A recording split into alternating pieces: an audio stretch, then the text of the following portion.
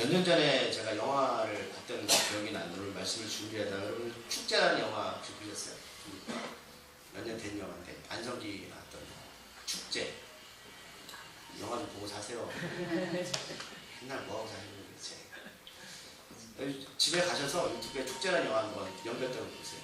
그게 어떤 영화냐면 그 어머니가 돌아가셨어요, 시골에. 근데 이제 그 어머니가 돌아가시니까 식구들이 오잖아요. 와서 이제 그 장례를 치르는 그런 영화입니다. 3일 동안. 그런데 그 가족들이 가지각색이에요. 가지각색. 별 가족들이 다 모입니다. 그러면서 조용히 끝나진 않아요. 시끄럽게 막 3일 동안 장례 준비하고 싸우고 지고 이러면서 그런 영화를 찍은 건데 제가 그 영화를 아직도 기억나는 것은 마지막 장면에서 이런 장면이 나와요. 가족이 다 모여서 사진 찍습니다. 찍을 때 사진사가 뭐라고 말하냐면 이런 멘트를 던져요. 누가 뭐 죽은 사람도 있으니까 거기서 피세요. 그래서 그 사람 얼굴을 피면서 사진 찍으면서 그 영화가 끝나거든요. 그 장면이 아직도 제가 기억이 나요. 왜 나냐면 사람들이 이러면 살아가면서 내 결혼을 하고 아이를 낳고 또 뭐 가족도 간에 살아가도 여러분 외로우시죠? 외로워요. 고독해요. 고독할 수밖에 없어요. 네. 왜 고독한지 아세요? 생각해 보셨어요? 왜 고독할까요? 사람이? 고독하지 않으시군요. 저만 고독해요. 이유는 한 가지입니다. 왜냐하면 상대방이 내 마음을 몰라줘서 그래요. 그렇지 않아요? 여러분들 뭐 남자들 여자들 마찬가지예요. 뭐 남들 열심히 제가 늘 강조하는 건 밖에서 열심히 일을 했어요. 근데 돌아왔는데 애들하고 엄마가 오든 말도 신경 안 써요. 열심히 밥만 먹고 있어요. 그래서 뭐 인사도 안 하고 잘 지낸 이야기도 안 하고 하면 여러분 외로우시죠? 안 그러세요?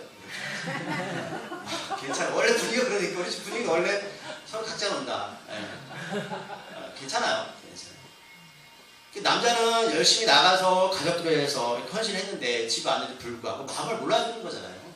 마음을 몰라주고 하니까 모든 말들 신경도 안 쓰고 이렇게 치킨 시켜놓고 맛있게 먹고 먹으는 소리 한마디도 안 해요. 아내도 마찬가지죠. 아내도 그러시죠? 열심히 헌신하는데 애들이 엄마 취급 안 해요. 네. 요즘은 여러분 집들이 크잖아요. 집이 크니까 방들이 많죠? 많으세요? 부자세요? 그러면 다 각자 방으로 들어가잖아요. 싸우면 다 각자 방으로 들어가잖아요. 문 닫고 하잖아요. 얘기할 시간이 없어요.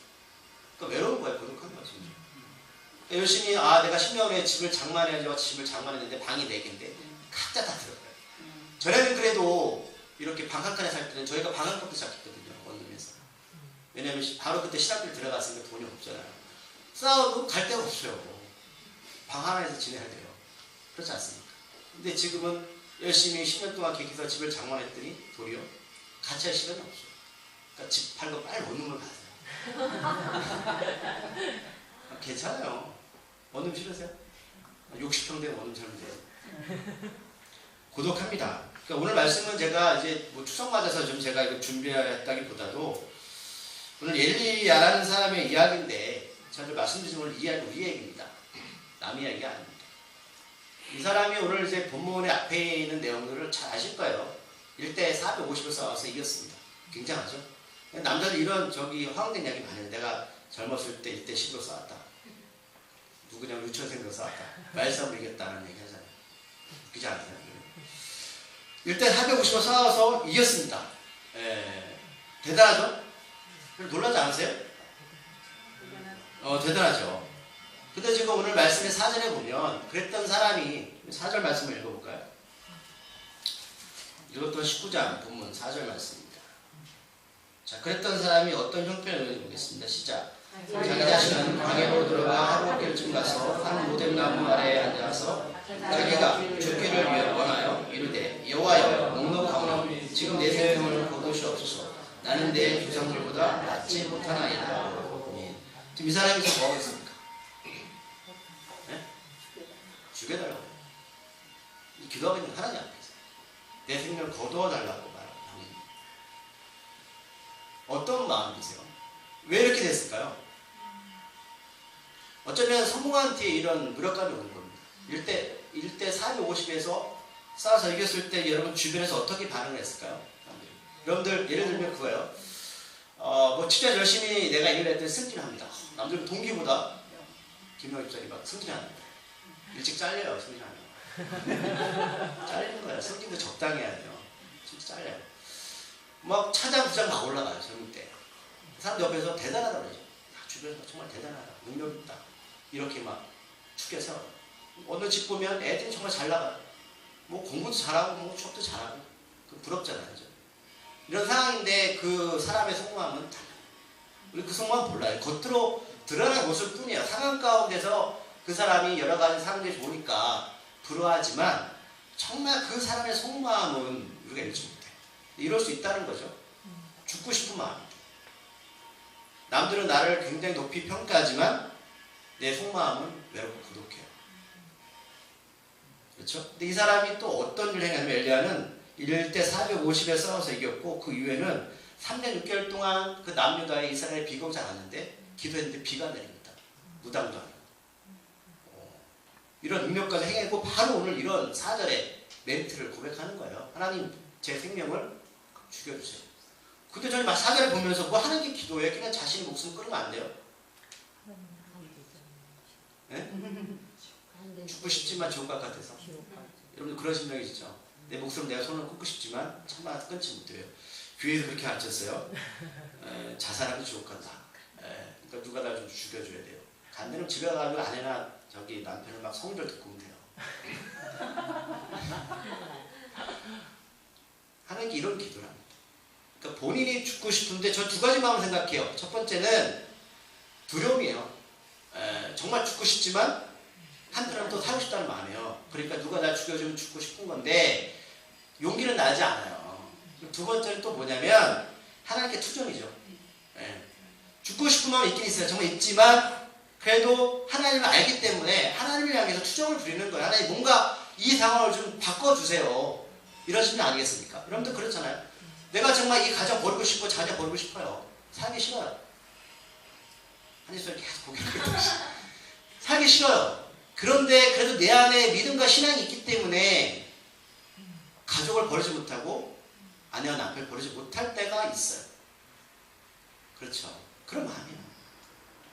그러니까 내가 세상적으로는 성공하고 남들 볼 때는 대단하다 축겨 세우지만 내 안에 항상 공허해요. 그런 마음이 있는 거예요. 근데 여러분 이게 잘못된 게 아닙니다. 잘못된 게 아니에요. 엘리야는 선지자입니다. 하나님은 정말 잘 아는 사람입니다. 이런 사람조차도 이런 성공한 이후에 자신 가운데 힘든 개인적 정신적인 고통이 찾아와요. 그렇다면 우리 같은 사람들은 여러분 이거 와도 괜찮아요. 너 부담 갖지 마세요. 그럴 수 있어요. 하나님 우리에게 말씀 주신 것은 그게 잘못됐다고 말씀하시는 게 아닙니다. 그러면 너희들이 이런 상황 가운데 이런 일이 벌어졌을 때에 어떤 돌파구가 있는지에서 우리에게 말씀하시는 거예요. 이거 가지고 우리가 또 예수님 잘 믿는 사람들이 잣대가 있잖아. 너 기도 안 해서 그래. 라고 이렇게 말하는 순간에 여러분 스스로 올무에 빠지시는 겁니다. 왜요? 우리 기도 안 하거든요.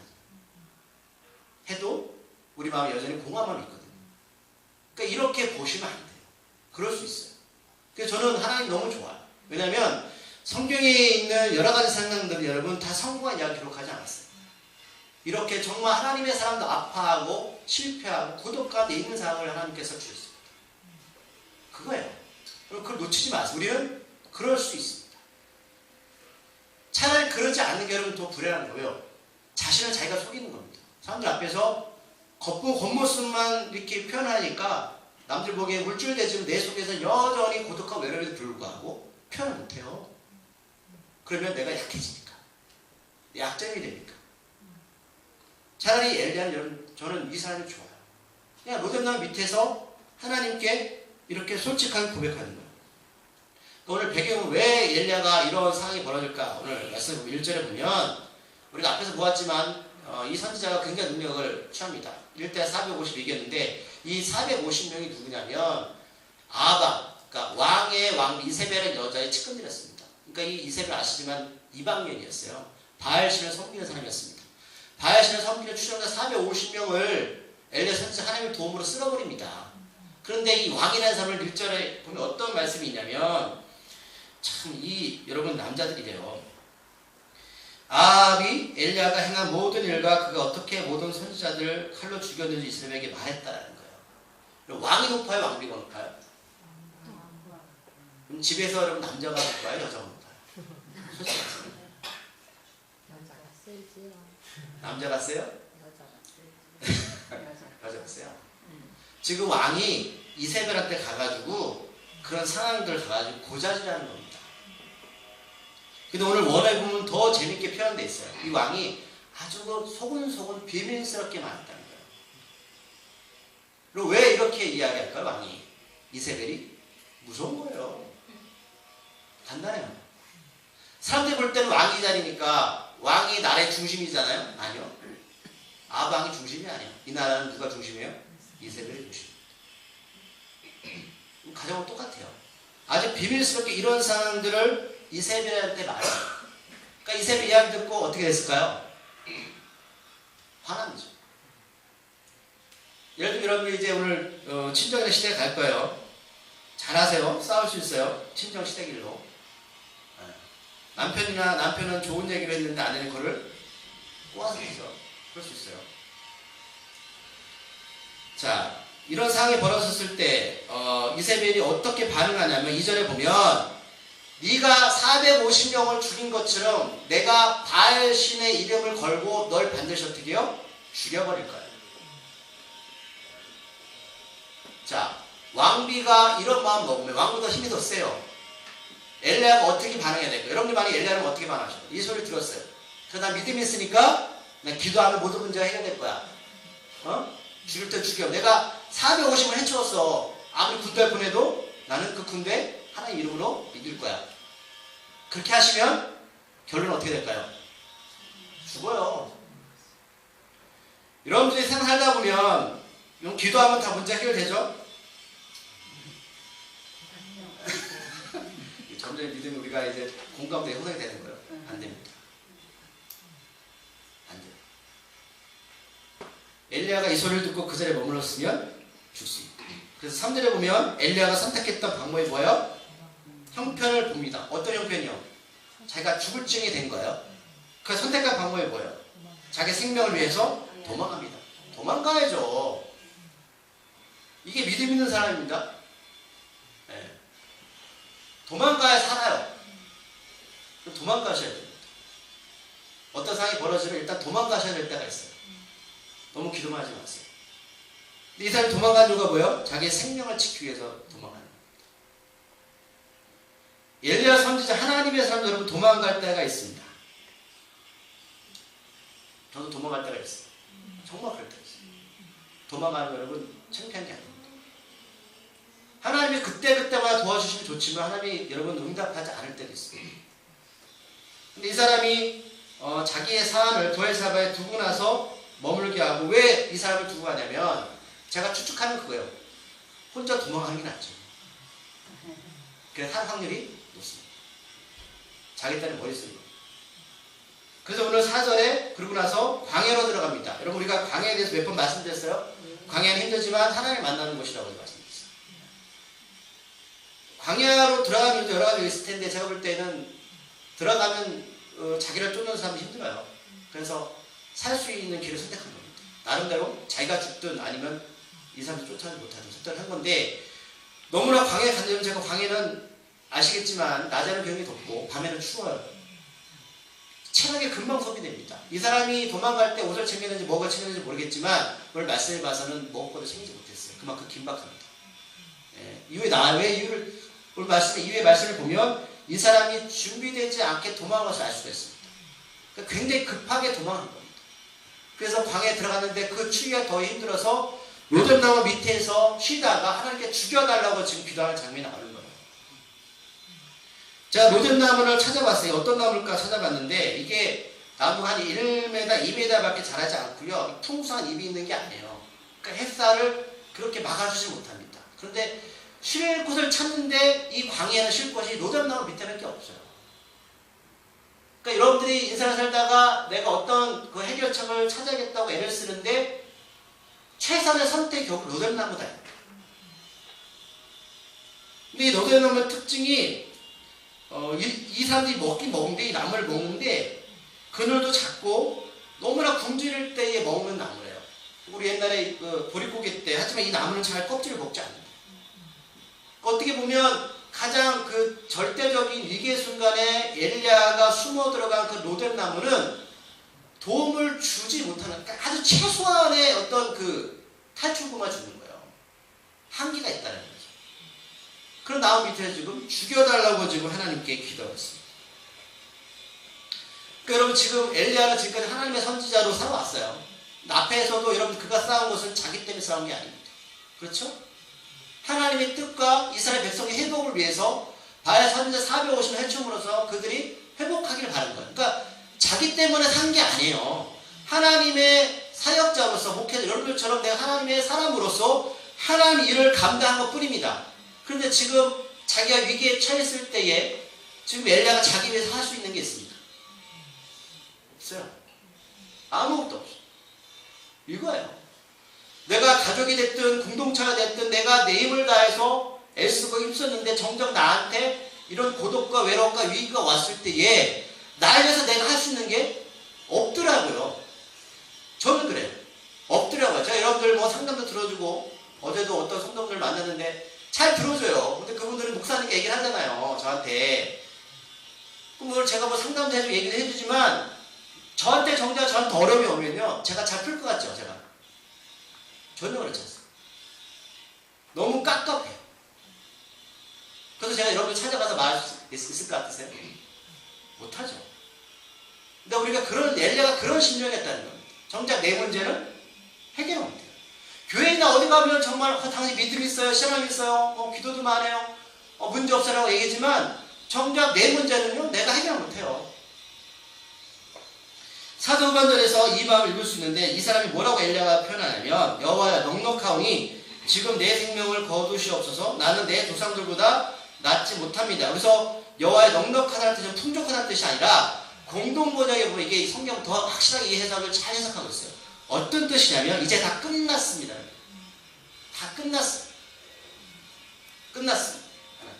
뭐가 끝났다는 거예요? 사역이 됐든 자기 인생이든 삶이 됐든 자기가 다 끝나버렸답니다. 다 끝났습니다. 남들이 볼 땐 내가 비관자에게 450명을 바알 선지자를 쳐 죽였지만 내 인생이 끝났다는 겁니다. 지금. 그 뜻이에요. 끝났다. 그러면서 엘리야 선지자가 또 뭐라고 말하냐면 자기는 지금 믿음의 선배들보다 못한 놈이다 합니다. 못합니다. 잘난 게 아무것도 없어요. 근데 우리가 엘리야 선지자 이렇게 여러분 우리가 설교하면 사람들이 높이 평가하잖아요. 막 대단하다 막. 근데 물론 그래요. 그런 면도 없잖아 있지만 제가 볼 땐 그 면보다 지금 엘리야 신명이 여기가 나왔어요. 제가 볼 때는 엘리야가 오늘 이 자리에서 로뎀 나무 밑에서만 이런 고백하는 게 아니에요. 쭉 제가 볼 때는 이 사람 이런 생각 갖고 살아왔어요. 살아오고 있다가 이런 자기가 헤쳐나갈 수 없는 이런 상황이 닥치니까 그 고백이 터져나가는 것 뿐입니다. 여러분 그렇지 않습니까? 그럼 내가 어떤 사람이 오늘 하루 갑자기 죽고 싶다 해서 자살할까요? 아니에요. 쭉 지니고 오고 살다가 어느 순간에 누가 그걸 저말 딱 시키는 거예요. 그러니까 도저히 그 사람 견딜 수 없으니까 그 자리에 자살을 하는 거지 이 사람이 그날 갑자기 오늘 자살하자고 죽는 게 아니라는 겁니다. 오늘 엘리야 선지자도 하나님을 꾸준히 하고 그런 기적을 베풀었지만 이런 마음이 자기 마음에 늘 있었던 것 뿐이에요. 그런데 도저히 이 순간만큼 자기가 해결을 못하니까 다 끝났다? 나 못난 놈입니다. 죽여달라고 하는 것 뿐입니다. 이거예요. 그럼 그 마음을 보셔야 돼요. 엘리야 선지자가 됐든 여러분 세상에 어떤 누가 됐든 여러분 사람은 사는 건 비슷해요. 다 똑같아요. 그런데 저는 이 엘리야 선지자를 보면서 한 가지를 제 마음에 와닿는 게 뭐냐면 그럼에도 불구하고 이 엘리야 선지자가 끝까지 이 문제를 가지고 자신이 결정을 하는 게 아니고 지금 누구한테 말하고 있다? 하나님께 말하고 있다. 물론 엘리야 선지자가 이렇게 다 끝났다고 고백할 때는 하나님이 도울지 안 도울지 몰라요. 하지만 그래도 불구하고 끝까지 엘리야 선지자가 놓지 않는 것은 하나님께 가서 하나님께 나의 상황을 말하는 거예요. 이거예요. 왜 이걸 놓치면 안 돼요. 그럼 이 사람이 왜 이렇게 힘드냐면 첫 번째는 아까 말씀드렸지만 450명을 해주는 것은 이걸 통해서 이스라엘 사람들이 회복하기를 바랬어요. 하나님께 돌아오기를 바랬는데 돌아 안 왔어. 어떤 마음 들었어요? 여러분들 열심히 남자가 열심히 돈을 벌어서 내 가정을 지키기 위해서 애를 씁니다. 그래서 내 자녀도 공부를 잘하길 바라고 아내도 어떻게 보면 가정에 충실하길 바라는데 맨날 집에 오면 아내가 집에 없고 애들은 학원도 안 가고 갔다가 다른 데로 새요. 어떤 마음이 드실 것 같으세요? 힘들어요. 이런 심정이라는 거예요. 뭔가 내가 하나님의 사역자로 그들에게 기회를 주고 싶어서 이런 목숨 걸고 행했는데 결론은 변화가 없어요. 근데 두 번째가 뭐냐면 현실의 두려움입니다. 그러니까 이세벨은 여러분 무시할 수 없는 현실이 벽이에요. 이 사람은 내가 아무리 하나님의 사람이면 지금 권력은 이세벨을 갖고 있습니다. 이걸 어떻게 넘어갈 거예요? 넘어갈 수 없어요. 하나님 선지자라도. 그러니까 이 두 가지 마음이 지금 이 엘리야 마음에 꽉 차 있는 거예요. 이제 다 끝났다.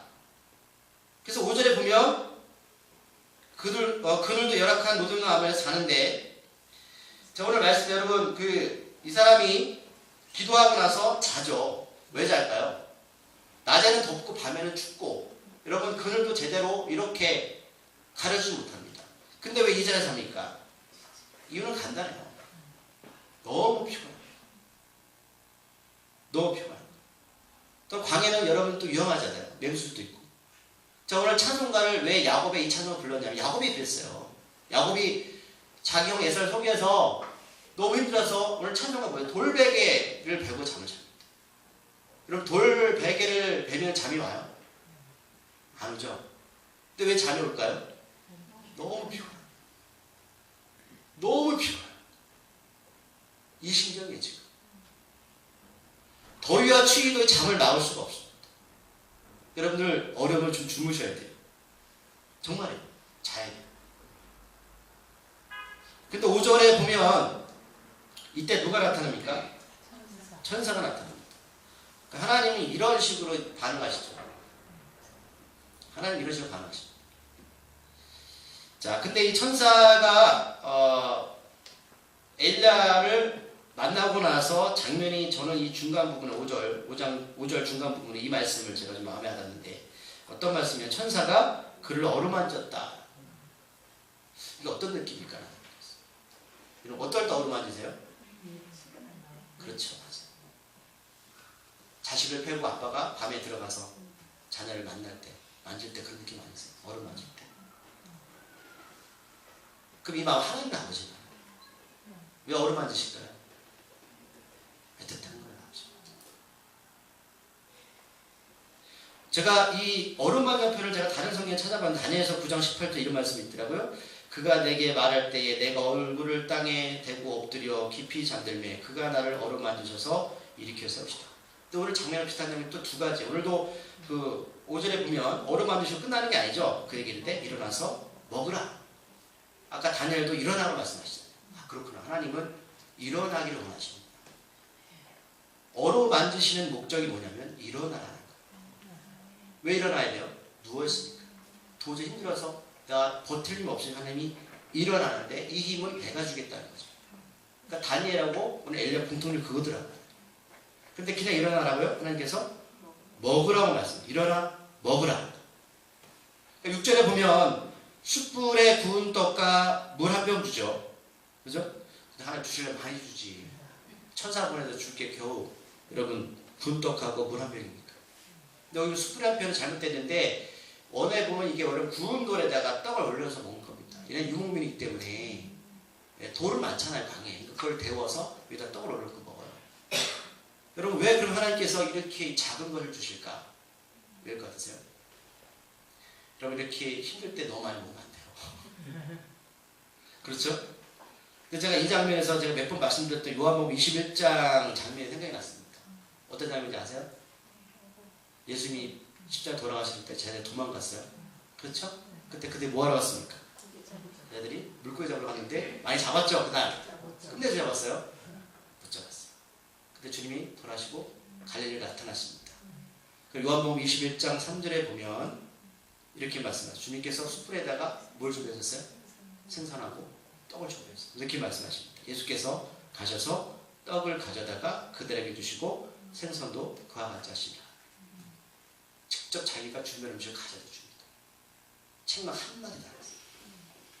오늘 하나님이 엘리야한테 하시는 행동하고 주님이 그 도망갔던 배반했던 제자의 행동하고 똑같습니다. 이렇게 같을까? 먹는 게 여러분 중요합니다. 그런데 오늘 지친 사람에게 여러분 기름 음식이 좋지 않기 때문에 하나님께서는 아주 최소한 음식을 주시는데, 그런데 음식을 먹고 엘리야가 또 뭘 합니까? 6절에 보면 다시 눕죠. 네. 다시 누워요. 그러니까 힘들 때 가장 좋은 것은 뭐다? 그냥 먹고 자고 먹고. 정말이에요. 중요합니다. 또 누워요. 하나님 정말 안 하시죠? 아무것도 하지 않는 것이 좋습니다. 또 주변에서 그런 사람들한테 여러분 위로하지 마십시오. 위로하지 마세요. 그냥 뭐 하시라고요? 밥 사주세요. 밥 사주세요. 주님의 방법도 먼저 먹이고 재우는 것입니다. 이렇게 천사를 통해서 먹은 음식을 먹고 엘리야는 다시 눕습니다. 정신적으로 육체적으로 너무 힘들고 피곤한 것 같습니다. 영어로 보면 이것을 뭐라고 부르냐면 이런 상태를 번아웃 신드롬이라고 부릅니다. 어떤 뜻이냐면 여러분들 이렇게 그릇에다 물을 담아놓고 계속 끓이면 어떤 상태가 되죠? 물이 증발도 없어지죠? 그런 거예요. 번아웃 상태다. 신드롬. 그래서 이것은 뭐 이런 사람이 어떤 사람들이 자주 오냐면 착한 사람들, 일을 열심히 하는 사람들이 이 현상입니다. 그러니까 적당히 하고 눈치 보는 사람이 이런 일을 잘 합니다. 무기력증이 오는, 너무 열심히 했는데 엘리야처럼 결과가 내 마음과 다르게 방해이 오면 번아웃 상태가 엘리야가 또 눕자 7절에 보니까 천사가 또 어떻게 행동합니까? 다시 와서 어루만집니다. 네. 그리고 또 뭐라고 말씀하고 있어요? 천사가 일어나 먹어라. 또 먹으래요. 계속 먹으래요. 좋아요. 근데 왜 먹으라고 말씀하고 있어요? 내가 아직 갈 길이 남아있다. 자, 그렇다면 지금 오늘 로뎀나무 밑에서 엘리야가 이렇게 죽는 것은 하나님의 뜻이 아니다. 아직 갈 길이 남아있어요. 그렇다면 엘리야는 지금 그 최종적인 목적지가 어디냐면 오늘 호렙산입니다. 근데 중간에 이렇게 멈춰 서 있는 거 너무 힘들었어요. 우리도 그래요. 살다 보면 목적지가 분명히 있습니다. 그런데 너무 힘드니까 중간에 죽을 것 같은 상황이 벌어지는데 하나님이 먹으면서 너 갈 길이 남아있기 때문에 없어 누워있으면 안 되라고 말씀하시죠. 다시 먹고 가. 이렇게 말씀해요. 그러니까 여러분 쓰러질 때 가장 좋은 방법은 먹는 거다. 그러니까 8절에 보면 다시 일어난 엘리야는 또 먹고 마십니다. 그러니까 8절에 뭐라고 표현돼서 이 음식물의 힘을 의지하면서 가는 거예요. 지금 엘리야가 그러면 기도해서 갑니까? 믿음이 좋아서 가요? 뭐 때문에 움직인다고요? 음식물의 힘을 의지해서 움직이는 거예요. 믿음 신앙 관계없습니다. 관계없어요. 여러분 너무 힘들 때 기도하면 힘이 나죠? 아니요. 그렇지 않아요. 누군가 나에게 밥 한 끼 사주고 누군가 내 마음을 알아주면 그게 힘으로 작용하는 거예요. 하나님이 천사가 불러서 그를 어루만져주고 먹이고 재우는 이유가 여기 있는 겁니다. 자, 엘리야가 지금 40주야를 움직이는데 원래 이 거리가 한 350km 된다고 합니다. 부엘사베에서 호렙까지, 호렙산이요.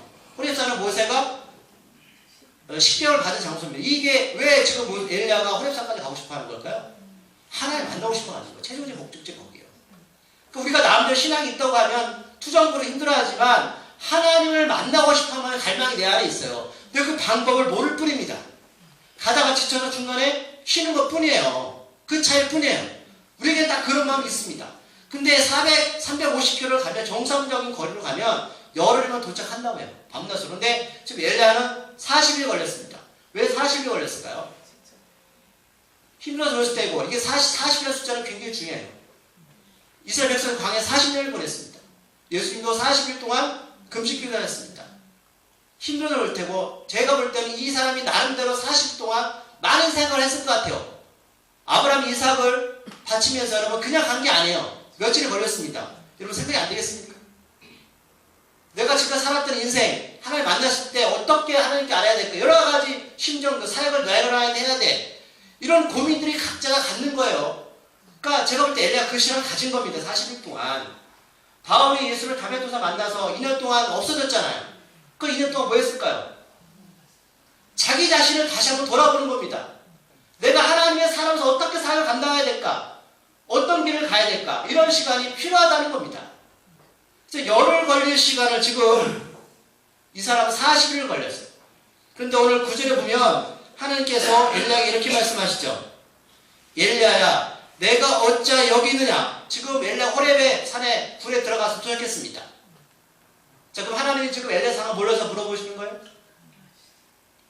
창세기 3장 3절에 분명히 똑같은 또 말씀이 있습니다. 아담 하와가 죄를 지었을 때 그들이 동산 나무 사이에 숨었을 때 하나님께서 이렇게 말씀하십니다. 여호와 하나님이 아담을 부르시고 그에게 이르시되 내가 어디 있느냐 하라. 하나님 우리를 찾기 원하세요. 몰라서 물어보시는 게 아닙니다. 그럼 왜 물어보실까요? 여러분들 만약에 어떤 자녀가 문제가 있어요. 알고 있어요. 다시 물어보시죠. 너 왜 그렇게 했어? 왜 물어보십니까? 맞아요. 그 아이한테 그 생각을 듣고 싶은 거예요. 그 마음을 정리한 생각을 듣고 싶은 거예요. 40일 주야로 호렙산에 왔던 그 엘리야한테 너 도대체 지금 40일 동안 어떤 생각하고 여기까지 왔니? 묻고 싶은 거예요. 하나님이 이 모든 부분을 아시지만 그 입술을 통해서 어떤 생각인지를 알고 싶어 하십니다. 이게 기도입니다. 이게 우리의 생각을 말씀드리는 게 기도, 다른 게 아니에요.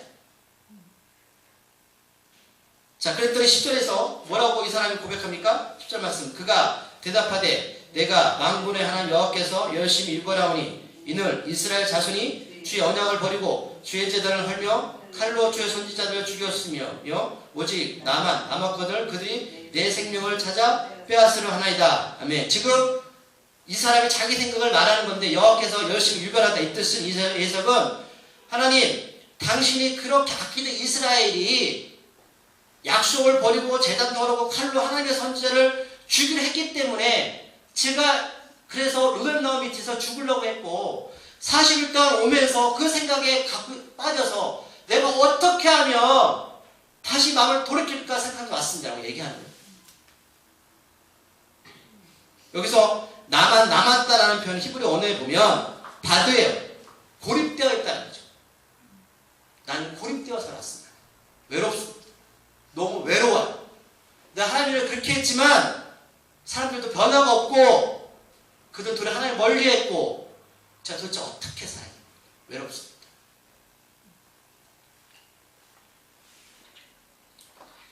엘리야가 하나님 아버지의 마음을 읽고 싶었고 또 하나님도 그에게 자신의 마음을 이렇게 보여주고 싶었습니다. 엘리야가 지금 그 작업을 하고 있는데 하나님께서 11절 12절에서 응답하시죠.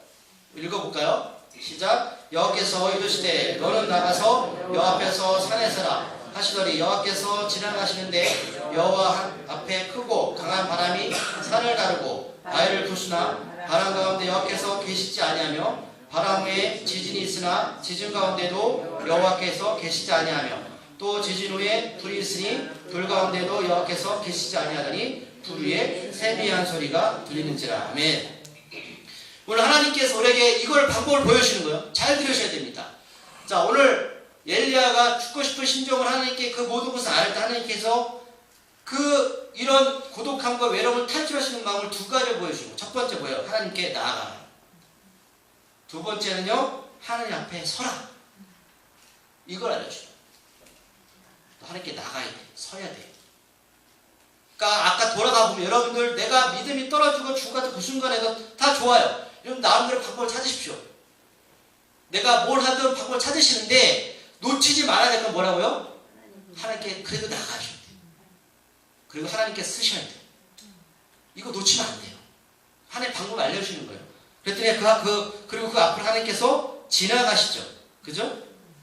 그러니까 엘리야 앞을 지나가는 것을 어떻게 할 수 있을까? 크고 강한 바람이 산을 가르고 바위를 부십니다. 지진 후에 불이 있습니다. 하지만 바람과 불 가운데도 계시지 않아 하나님은. 근데 그때 마지막 순간에 하나님께서 하나님께 나아가고 하나님께서 섰을 때 하나님이 보여주는 거예요. 세미한 소리입니다. 세미한 뭐예요? 잘 들리지 않아요. 내가 귀를 기울이지 않으면 들리지 않아요. 하나님 끊임없이 우리에게 하나님의 소리를 들려주십니다. 근데 우리가 기울이지 않으면 들을 수 없습니다. 그래서 사도행전 2장 1절 3절 말씀을 보면 제가 시간이 많이 가서 다음 주까지 연결해서 말씀을 전해야 될 것 같은데 말씀을 이거 찾아보겠습니다. 사도행전 2장 1절 3절 말씀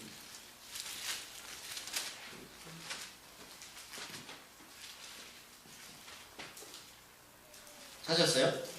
네, 다 같이 읽어보겠습니다. 시작.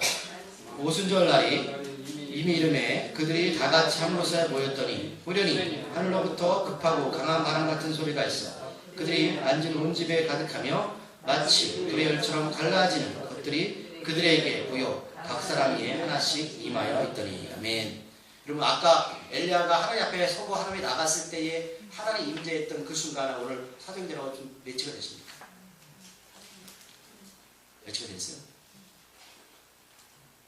그걸 보셔야 되는 거예요. 결국 이 장면은 그들에게 성령을 주시게 됐던 상황입니다. 성령이 뭡니까? 주님과 동행하는 거죠. 예수를 영접한 자들에게.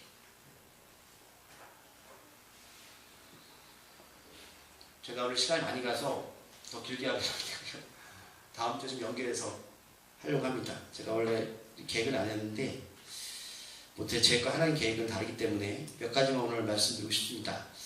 성령을 받을 때 일어났던 현상은 엘리야가 하나님을 경험할 때 비슷한 상황입니다. 강한 바람, 소리, 불입니다. 그러나 엘리야가 집중한 것은 강한 바람이나 지진이나 불이 아니었습니다. 외적인 현상에 마음을 쏟은 것이 아니라 이 현상 뒤에 나타난 것이 있었습니다. 뭐요? 하나님의 세미한 음성. 초대교회는 성령의 역사였습니다. 이 세미하다는 뜻은요, 고요하다와 곱다라는 결합한 언어인데 아주 섬세한 겁니다. 표현은 두 단어가 합쳐진 단어인데 아주 대단히 작은 소리를 말합니다. 바람이나 지진이나 불은 큰 소리지만 그 뒤에 오는 것은 정말 작은 하나님의 음성입니다. 귀를 기울이지 않으면 들을 수 없는 소리, 큰 소리에 묻혀버리면 들리지 않는 소리, 정말 영적으로 깊게 들어가야 들을 수 있는 소리, 이것이 바로 하나님의 음성입니다. 그러니까 주일날 교회 와서 분주하게 열심히 하는데 우리 안에 뭐가 부족하다고요? 하나님의 음성을 듣는 거죠. 그리고 그걸 다 없애버립니다. 그리고 주일날 하나님을 만나러 왔는데 뭐 해야 되고 뭐 해야 되고 이러면 안 돼요. 우리가 궁극적으로 추가해야 될 건 뭐예요? 성령 하나님의 세미한 음성을 내려놓고 먹고 자면서 쉬면서 그 소리에 귀를 기울이십니다.